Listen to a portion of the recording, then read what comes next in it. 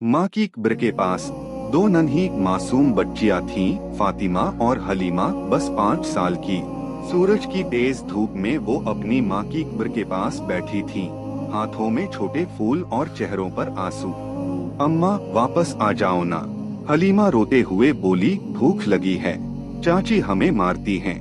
फातिमा ने आंसू पोंछे और कब्र पर हाथ रखा। अम्मा, हमने आपकी बात मानी थी ना, अच्छे बनने की, फिर क्यों छोड़ गईं आप? यह मंजर देखने वाला हर दिल रो पड़ा। जमीन गर्म थी, पर उनके दिल उससे भी ज्यादा जल रहे थे। दिन का वक्त था। जब वो घर लौटीं तो चाची दरवाजे पर चिल्लाई, अंदर मत आना, जाओ जाकर काम करो। फातिमा ने धीमे से कहा, चाची हमने सारा काम कर लिया है, बस थोड़ा सा खाना दे दो, भूख लगी है। यह सुनकर चाची का चेहरा लाल हो गया।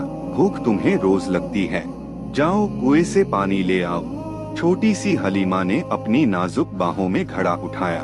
रास्ते में बोली, फातिमा मुझे बहुत भूख लगी है, अम्मा याद आ रही हैं, चलो ना कब्र पर चलते हैं। फातिमा डरते हुए बोली, नहीं हलीमा, चाची मारेंगी।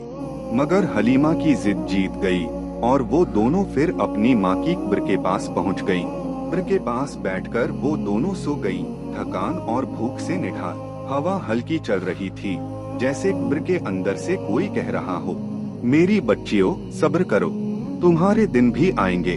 साल गुजरते गए, वक्त बदला, फातिमा और हलीमा बड़ी हो गईं। चाची की एक बेटी थी, रमशा।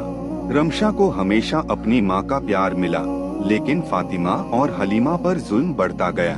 एक दिन चाची ने लालच में आकर किसी को पैसे देकर कहा, इन दोनों को खत्म कर दो, वरना ये कल मेरे लिए मुसीबत बन जाएंगी।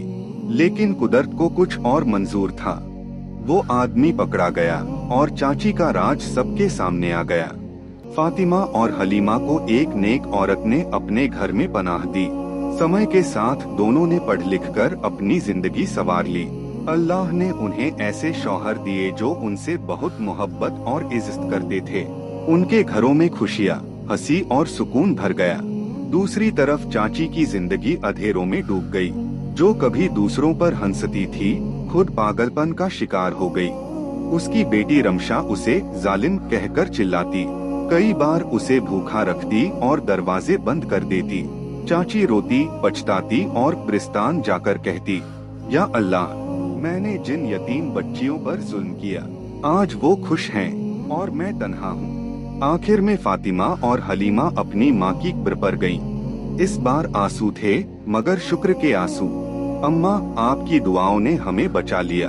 सबक, दुनिया में जुल्म देर तक नहीं चलता, यतीम का दिल तोड़ने वाला कभी सुकून नहीं पाता।